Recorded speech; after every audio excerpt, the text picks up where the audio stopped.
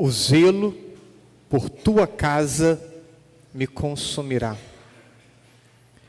A Basílica de Latrão foi consagrada no dia 9 de novembro do ano 324, portanto, início do século IV. É a mais antiga e a primeira igreja em importância dentre as igrejas do Ocidente. A festa que hoje celebramos, inicialmente ocorria em Roma e depois foi estendida para toda a Igreja Católica em sinal de unidade com o Papa. Vamos destacar 3 ideias para a reflexão de hoje. A primeira, a Igreja como templo sagrado. A segunda, o nosso corpo como templo sagrado. A terceira, a comunhão com o Papa. Pensando na igreja, a igreja é o lugar do culto a Deus, da escuta da palavra, lugar onde a Eucaristia é consagrada e guardada para que possamos ir visitá-la, possamos adorar o Senhor. É o local onde o corpo e o sangue de Jesus é dado a todos como alimento. É o lugar onde os fiéis se reúnem em assembleia.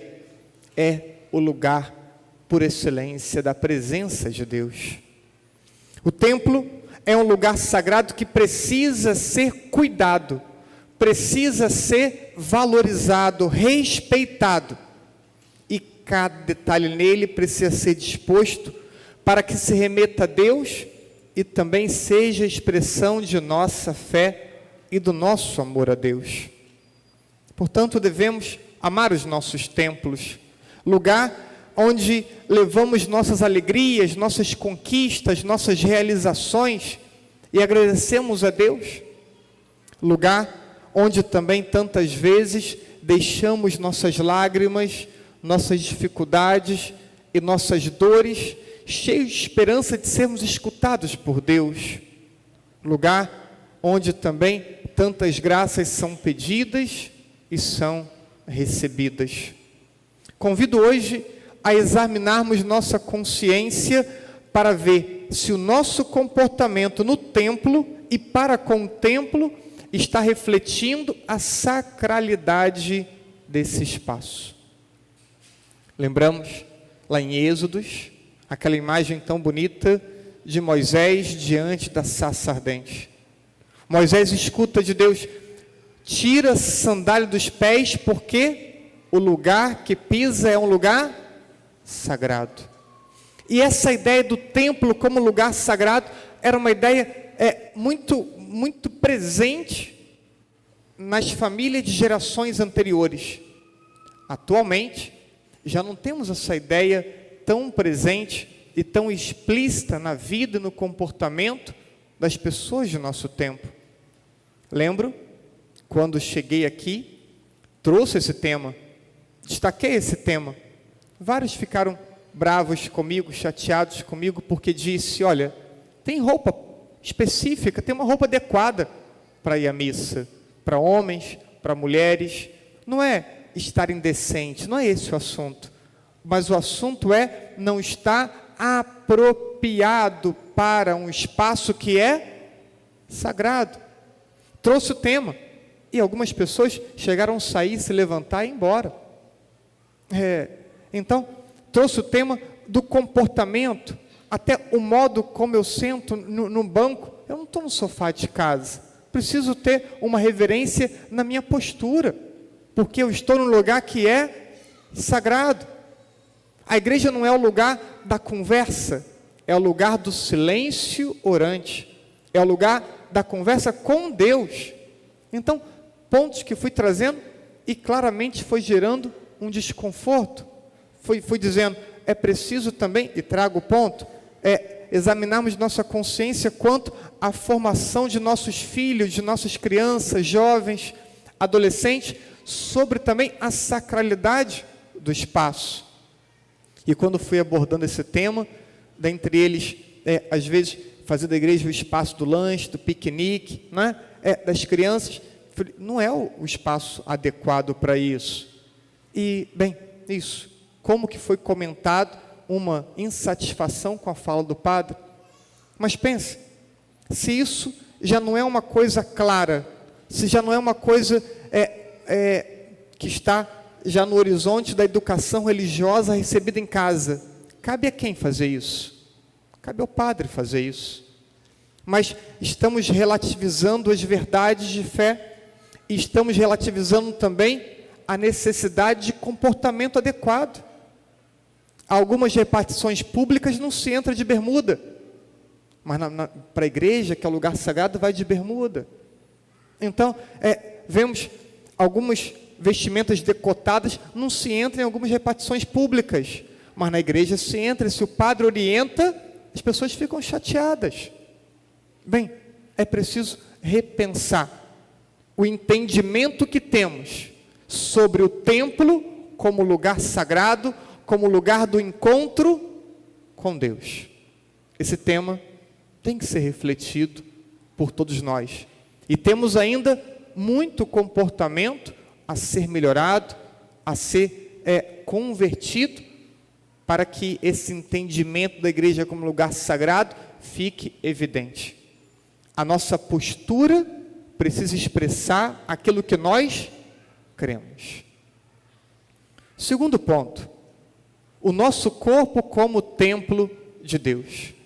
Ouvimos na segunda leitura, somos santuário de Deus, ou podemos ser santuário de Deus.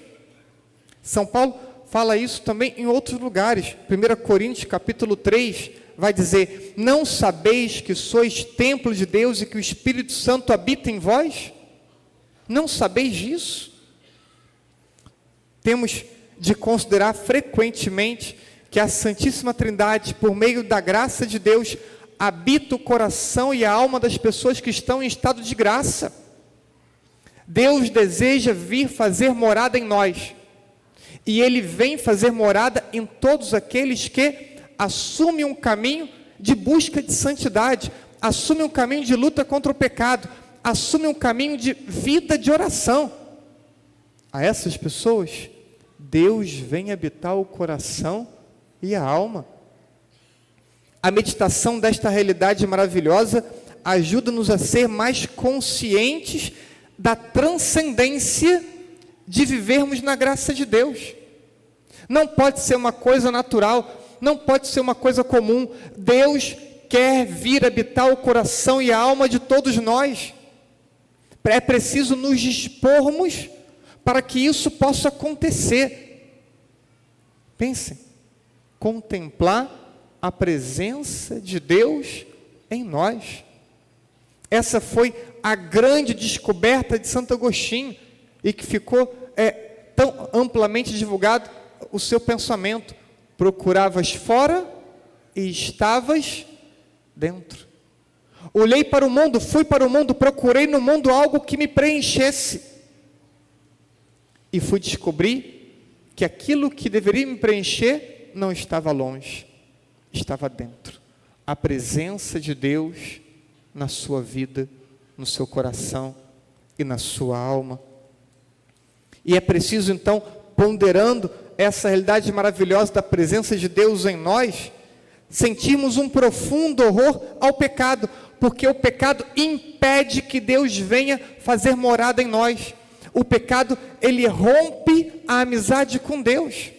Aonde está o pecado, Deus não está. E essa é uma verdade de fé que parece ser clara e óbvia, e que as pessoas estão relativizando também. Não, o que importa é que eu estou em Deus, Deus está comigo, Deus está sempre comigo. Parece que não importa o que você faz, o que você pensa, parece que não importa as suas ações, suas escolhas, independente disso, Deus vai estar com você. Não é verdade. Não é verdade. O exemplo, a Imaculada. Na plenitude dos tempos, Deus então veio se encarnar, veio se fazer homem, e para isso então precisava escolher uma mulher, e escolhe Maria.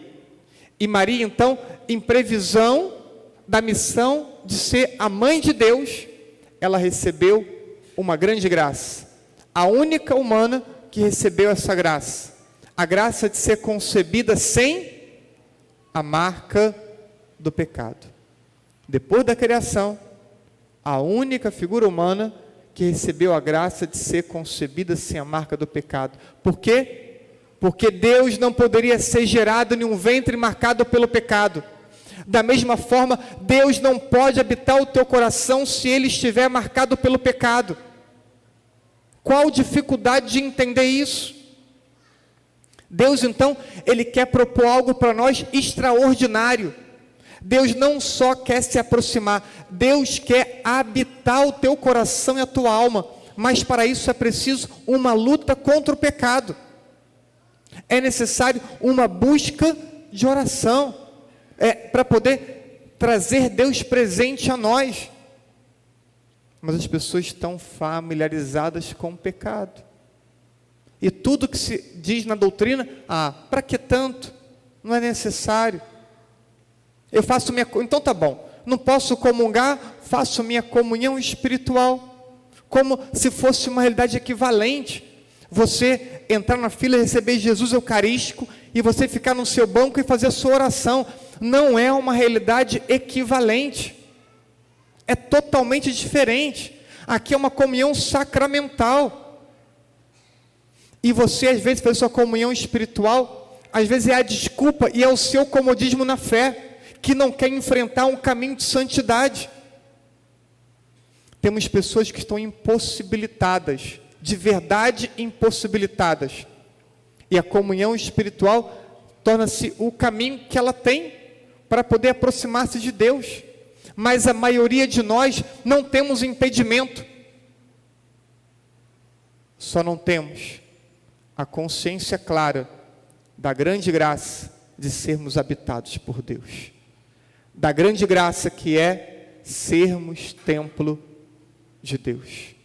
É a falta da consciência que o teu pecado te priva de ser habitado pela presença de Deus.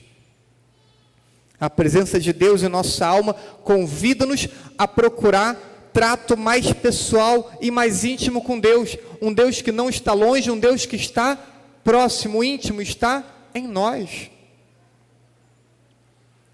E aí ainda podemos pensar como lidamos com o nosso corpo. O cuidado da saúde, propriamente dito, é cuidar da minha saúde, é cuidar do meu corpo, que é templo de Deus. A forma como eu exponho o meu corpo é um cuidado com o templo de Deus. Se você é templo de Deus, o seu corpo então não pode ser um objeto de cobiça. Você não pode estar usando o seu corpo para que as pessoas te admirem, para que as pessoas tenham satisfação em ficar olhando para você e te cobiçando. Homem ou mulher que vão para a rede social e ficam postando fotos de lingerie, fotos de biquíni, fotos, enfim, homens sem camisa. Nosso corpo é templo de Deus, não é um objeto de cobiça. Então guarde o teu corpo para Deus. Quanta consciência falta para todos nós, ou para tantos de nós, da sacralidade do nosso corpo. Terceira ideia, nossa comunhão com o Papa. A comunhão e o respeito ao Papa não são questões opcionais, mas fazem parte da fé católica, fazem parte da doutrina da Igreja Católica. Pedro, reconhecido como bispo de Roma e primeiro Papa, recebeu de Jesus a missão de confirmar os teus irmãos na fé. E os demais apóstolos reconheciam em Pedro um líder, o líder deles. No Evangelho de São Mateus, capítulo 16, versículo 18, vai dizer: Pedro, tu és pedra, e sobre esta pedra construirei a minha igreja. A igreja de Cristo, fundada sobre os apóstolos, mas sobretudo sobre Pedro. Pedro, primeiro Papa, líder da igreja. E a igreja conta com uma sucessão ininterrupta, de Pedro até Leão XIV. Os mais novos conheceram 2 papas, Papa Francisco, agora Papa Leão, mas os adultos, os mais velhos, conheceram 5, 6, 7 papas. Conhecemos São João Paulo II, o Papa Bento, Papa Francisco, Papa Leão, enfim. Mas independente de qual nome tenham, independente de qual pessoa seja Papa, a figura do Papa precisa ser amada, respeitada, sustentada com as nossas orações. Rezamos em toda missa pelo Papa. Rezamos em toda oração santíssimo pelo Papa. Rezemos em nossas orações pessoais pelo nosso Papa, para que ele seja sustentado na missão. E é preciso ainda termos o desejo de sermos formados pelo Papa. Desejo de ler o que ele escreve, de escutar o seu pronunciamento, não por meio de ninguém, não o que falam sobre o Papa, mas ouvir o Papa falar, ler o que ele escreve. Temos que ter cuidado para não abrirmos espaços para questionamentos infundados, pautados em opiniões que são escutadas em rede social. Hoje as pessoas vão para a rede social e dizem o que bem entendem, sem nenhuma fundamentação, sem nenhum conteúdo doutrinário. Pessoas que se acham entendedoras de teologia, de história da igreja, e ficam palpitando na rede social. E católicos permitindo ter um ponto de vista a partir de palpiteiros de rede social. Escutemos o Papa, sejamos formados pelo Papa, não por produtores de conteúdo que não tem nenhuma catequese por vezes concluída. O cristão católico não é uma pessoa que pauta a sua vida religiosa sobre opiniões, pauta a sua vida religiosa sobre a fé em Deus, na palavra, na tradição da igreja, na própria igreja e na sucessão apostólica. Aqui nós pautamos nossa vida religiosa. Então, 3 realidades que a igreja hoje evidencia: o templo como lugar sagrado, o nosso corpo como lugar sagrado, e a importância e a comunhão com o nosso Papa. Possamos hoje renovar nossa fé e a consciência sobre essas realidades tão centrais em nossa experiência religiosa. Entrar na igreja e saber, entro em um local que é sagrado. Olhar-se no espelho e ver, eu sou um lugar sagrado. Se eu estiver em estado de graça, Deus habita o meu coração. Pensa, você acorda de manhã e você vai para o trabalho, para a faculdade ou para o colégio, e você reza de manhã e você recorda, Deus habita o meu coração. Eu sou um sacrário de Deus, levando a presença dEle para o colégio, para o trabalho, para a faculdade, levando a presença de Deus para as pessoas, se Ele estiver presente em teu coração. Olha que coisa extraordinária, que grande responsabilidade a nossa, sermos presença de Deus na sociedade. É isso que somos chamados a ser.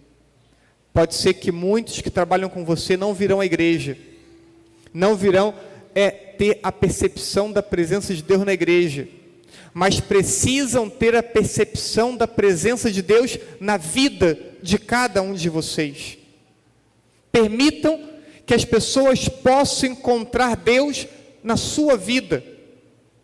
É isso que a liturgia de hoje coloca em evidência quando diz, somos santuário de Deus.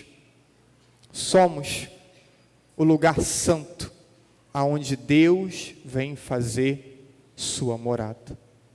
Que Deus nos ajude, a todos nós, crescermos nessa consciência, vivermos para essa presença de Deus e difudi-la, difundir a presença de Deus por onde quer que possamos ir, que possamos estar. Deus nos ajude, assim seja. Amém.